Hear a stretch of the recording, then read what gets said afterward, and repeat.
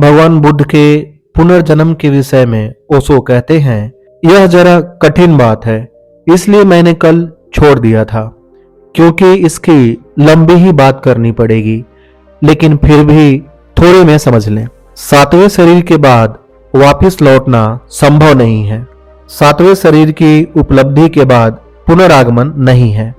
वह point of no return है, वहां से वापस नहीं आया जा सकता।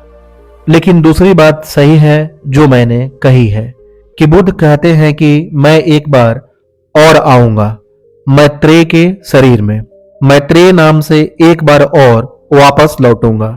अब ये दोनों ही बातें तुम्हें विरोधी दिखाई पड़ेगी, क्योंकि मैं कहता हूं सातवें शरीर के बाद कोई वापस नहीं लौट सकता, और बुद्ध का यह वचन है कि वापस लौटेंगे, और बुद्ध सातवें शरीर को उपलब्ध होकर महानिर्वाण में समाहित हो गए हैं। तब यह कैसे संभव होगा? इसका दूसरा ही रास्ता है। असल में सातवें शरीर में प्रवेश के पहले अब तुम्हें थोड़ी सी बात समझनी पड़े। जब हमारी मृत्यु होती है तो भौतिक शरीर गिर जाता है, लेकिन बाकी कोई शरीर नहीं गिरता। मृत्यु जब हमारी होती है तो भौतिक शरीर गिरता है, बाकी 6 शरीर हमारे साथ रहते हैं।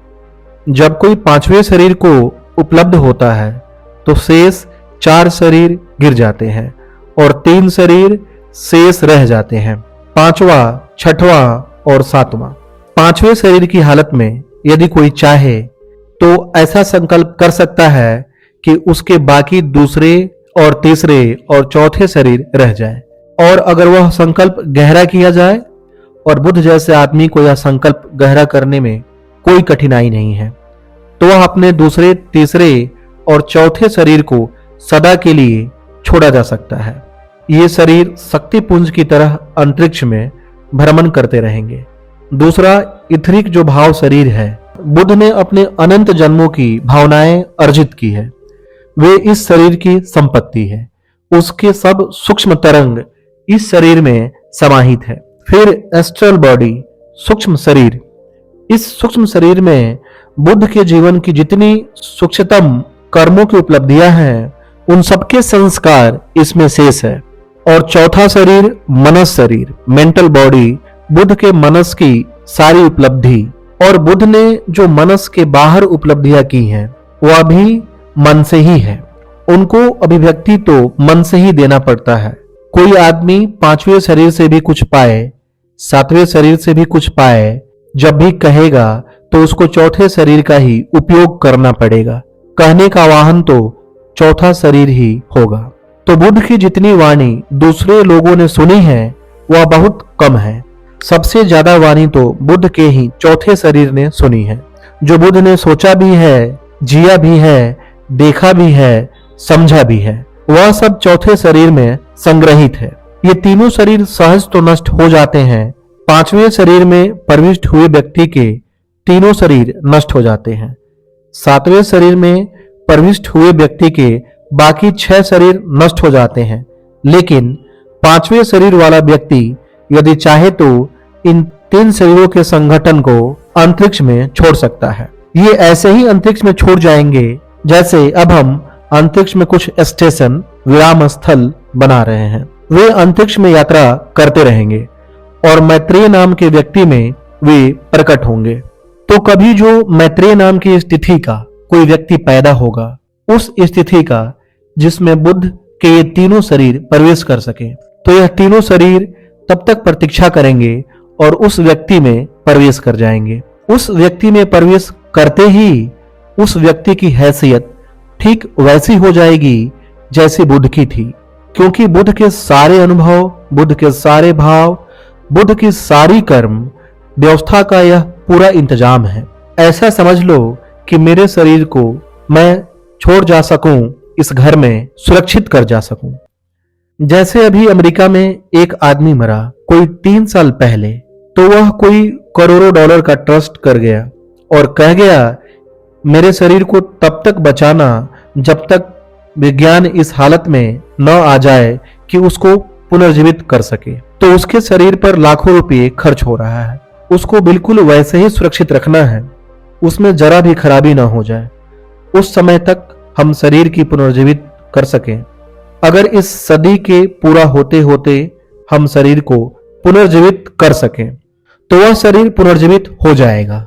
निश्चित ही उस शरीर को दूसरे की आत्मा उपलब्ध होगी, लेकिन शरीर वह रहेगा, उसकी आंखें वह रहेगी, उसके चलने का ढंग यह रहेगा, उसका रंग वह रहेगा, उसका नाक नक्श यह रहेगा। इस शरीर की आदतें उसके साथ रहेंगी। एक अर्थ में वह उस आदमी को रिप्रेजेंट करेगा इस शरीर से। और अगर वह आदमी सिर्फ भौतिक शरीर पर ही केंद्रित था, जैसा कि होना चाहिए, नहीं तो भौतिक शरीर को बचाने की इतनी आकांक्षा नहीं हो सकती। तो अगर वह शरीर भौतिक शरीर ही था, बाकी शरीरों का उसे कुछ भी पता नहीं था, तो कोई भी दूसरी आत्मा बिल्कुल एक्ट कर पाएगी। वह बिल्कुल वही हो जाएगी और वैज्ञानिक दावा भी करेंगे कि वह यही आदमी था जो मर गया था, और इसमें कोई फर्क नहीं करेंगे। उस आदमी की सारी स्मृतियां जो इसके भौतिक ब्रेन में संरक्षित होंगी, वह सब जाग जाएंगी। वह फोटो पहचान कर बता देगा कि यह मेरी माँ की फोटो है। वह बता सकेगा कि यह मेरे बेटे की फोटो है। ये सब मर चुके हैं तब तक, लेकिन वह फोटो पहचान लेगा। वह अपना गांव पहचान कर बता सकेगा कि यह रहा मेरा गांव जहां मैं पैदा हुआ था, और यह रहा मेरा गांव जहां मैं मरा था, और ये लोग थे जब मैं मरा था। लेकिन यह आत्मा दूसरी है, लेकिन ब्रेन के पास जो मेमोरी स्मृति सामग्री है वह दूसरा है। अभी वैज्ञानिक कहते हैं कि हम बहुत जल्दी स्मृति को ट्रांसप्लांट कर पाएंगे, यह संभव हो जाएगा। इसमें कठिनाई नहीं मालूम होती। अगर मैं मरूं तो मेरी अपनी एक स्मृति है और बड़ी संपत्ति खोती है दुनिया की, क्योंकि मैं मरता हूं तो मेरी सारी स्मृति खो जाएगी। अगर मेरी सारी स्मृति की पूरी टेप, पूरा यंत्र मेरे मरने के साथ बचा लिया जाए, जैसे हम आंख बचा लेते हैं, अब कल तक आंख ट्रांसप्लांट नहीं होती थी, अब हो जाती है। अब मेरी आंख से कल कोई दूसरा देख सकेगा, सदा मैं ही देखूं, अब यह बात गलत है। अब मेरी आंख से कोई दूसरा भी देख सकेगा, और सदा मेरे हृदय से मैं ही प्रेम करूं, यह भी गलत है। हृदय से कोई दूसरा भी प्रेम कर सकेगा। अब हृदय के संबंध में बहुत वादा नहीं किया जा सकता कि मेरा हृदय सदा तुम्हारा रहेगा। वैसा वादा करना बहुत मुश्किल है, क्योंकि यह हृदय किसी और के भीतर से किसी और को वादा कर सकेगा। इसमें अब कोई कठिनाई नहीं रह गई। ठीक ऐसे ही कल स्मृति भी ट्रांसप्लांट हो जाएगी। वह सूक्ष्म है, बहुत डेलिकेट है, इसलिए देर लग रही है और देर लगेगी। कल मैं मरूं तो जैसे मैं आज अपनी आंख दे जाता हूं आई बैंक को, ऐसे ही मेमोरी बैंक को अपनी स्मृति दे जाऊं और कहूं कि मरने से पहले मेरी सारी स्मृति बचा ली जाए और किसी छोटे बच्चे में ट्रांसप्लांट कर दी जाए। तो जिस बच्चे को मेरी स्मृति दे दी जाएगी, मुझे जो बहुत कुछ जानना पड़ा वह उस बच्चे को जानना नहीं पड़ेगा। वह जाने हुए ही बड़ा होगा, वह उसकी स्मृति का हिस्सा हो जाएगा, वह उसको एब्जॉर्ब कर जाएगा। इतनी बातें वह जानेगा ही, और तब बड़ी मुश्किल हो जाएगी, क्योंकि मेरी स्मृति उसकी स्मृति हो जाएगी और वह कई मामलों में ठीक मेरे जैसे ही उत्तर देगा और कई मामले में ठीक मेरे जैसे ही पहचान दिखलाएगा, क्योंकि उसके पास मेरा ब्रेन है। मेरा मतलब समझ रहे हो ना तुम? तो बुद्ध ने एक दूसरी दिशा में प्रयोग किया है, और भी लोगों ने प्रयोग किए हैं, और वे वैज्ञानिक नहीं थे, वे परावैज्ञानिक हैं। उसमें दूसरे, तीसरे और चौथे को संरक्षित करने की कोशिश की गई है। बुद्ध तो विलीन हो गए, वह जो आत्मा थी, वह जो चेतना थी, जो इन शरीरों के भीतर जीती थी, वह तो खो गई 7वें शरीर से, लेकिन खोने के पहले वह इंतजाम कर गई है कि 3 शरीर न मरे। वह इनको संकल्प की एक गति दे गई है। समझ लो कि मैं एक पत्थर फेंकूंगा जोर से, इतने जोर से फेंकूंगा कि वह पत्थर 50 मील जा सके। मैं मर जाऊं, लेकिन इससे पत्थर नहीं गिर जाएगा। जो ताकत मैंने उसको दी है वह 50 मील तक चलेगी। पत्थर यह नहीं कह सकता कि वह आदमी तो मर गया जिसने यह पत्थर फेंका था, अब मैं क्यों चलूं। पत्थर को जो ताकत दी गई थी 50 मील चलने की, वह 50 मील चलेगा। अब मेरे मरने जीने से कोई संबंध नहीं, मेरी ताकत उस पत्थर को लग गई, अब वह काम करेगी। इसी तरह बुद्ध ने अपने 3 शरीरों के लिए तो ताकत दी और उन्हें छोड़ तब कह दिया था ये 2500 साल तक जीवित रहेंगे। इस बीच अगर कोई मैत्रेय नाम का आदमी पैदा हो गया तो ये उनमें प्रवेश पा सकेंगे, वरना वह विनष्ट हो जाएंगे। कृष्ण मूर्ति में बुद्ध के अवतरण का असफल प्रयोग।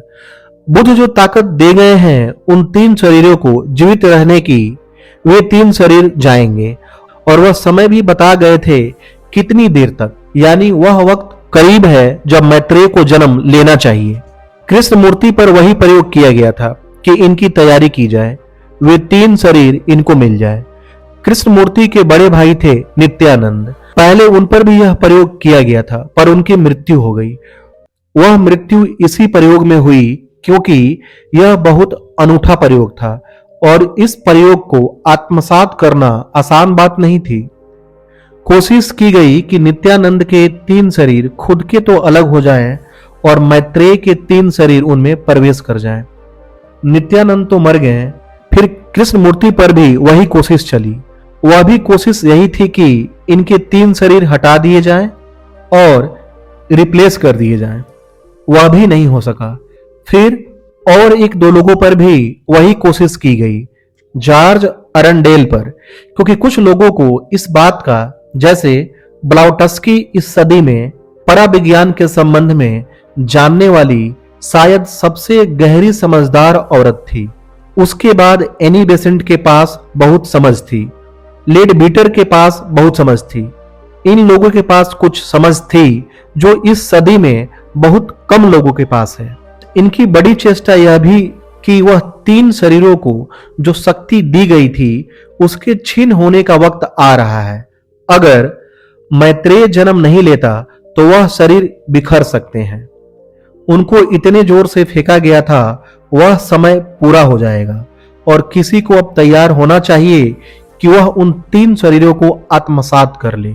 जो व्यक्ति भी उन तीनों को आत्मसात कर लेगा वह ठीक एक अर्थ में बुद्ध का पुनर्जन्म होगा। एक अर्थ में, मेरा मतलब समझें, बुद्ध की आत्मा नहीं लौटेगा। इस व्यक्ति की आत्मा बुद्ध के शरीर ग्रहण करने, बुद्ध का काम करने लगेगी, एकदम बुद्ध के काम में संलग्न। इसलिए हर कोई व्यक्ति नहीं हो सकता इस स्थिति में। जो होगा भी वह भी करीब करीब बुद्ध के पास पहुंचने वाली चेतना होनी चाहिए, तभी उन 3 शरीरों को आत्मसात कर पाएगी, नहीं तो मर जाएगी। तो जो असफल हुआ सारा का सारा मामला, वह इसीलिए असफल हुआ कि उसमें बहुत कठिनाई है, लेकिन फिर भी अभी भी चेष्टा चलती है। अभी भी कुछ छोटे से इजोटेरिक सर्कल, गुह्य विद्या मंडल इसकी कोशिश में लगे हैं कि किसी बच्चे को वे 3 शरीर मिल जाएं। लेकिन अब उतना व्यापार प्रचार नहीं चलता, प्रचार से नुकसान हुआ। कृष्ण मूर्ति के साथ संभावना थी कि शायद वे 3 शरीर कृष्ण मूर्ति में प्रवेश कर जाते। उसके पास उतनी पात्रता थी, लेकिन इतना व्यापक प्रचार किया गया, प्रचार शुभ दृष्टि से किया गया था कि जब बुद्ध का आगमन हो तो वे फिर से रिकॉग्नाइज हो सकें, पहचाने जा सकें। और यह प्रचार इसलिए भी किया गया था कि बहुत से लोग जो बुद्ध के समय में जीवित थे उनकी स्मृति जगाई जा सके, वे पहचान सके कि यह आदमी वही है कि नहीं। इस ध्यान से प्रचार किया गया था, लेकिन यह प्रचार घातक सिद्ध हुआ और वह उस प्रचार ने कृष्ण मूर्ति के मन में एक रिएक्शन और प्रतिक्रिया को जन्म दे दिया। वह संकोची और छुई मुई व्यक्तित्व है। ऐसा सामने मंच पर होने में उनको कठिनाई पड़ गई। अगर वह चुपचाप और किसी एकांत स्थान में यह प्रयोग किया गया होता, किसी को न बताया गया होता, जब तक कि घटना घट जाती, तो शायद संभव था कि यह घटना घट जाती। यह नहीं घट पाई, वह बात ही चुक गई।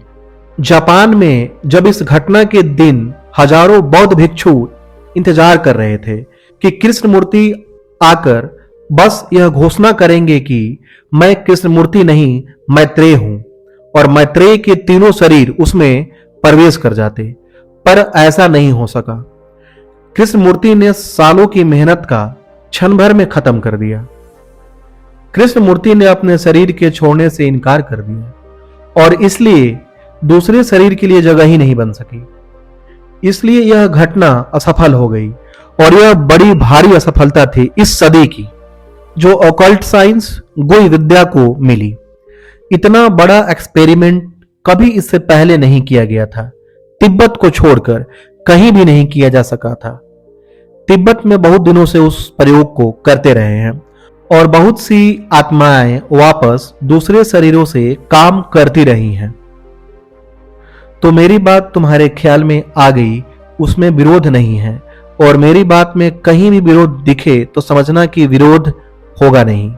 हाँ, कुछ और रास्ते से बात होगी, इसलिए विरोध दिखाई पड़ रहा है।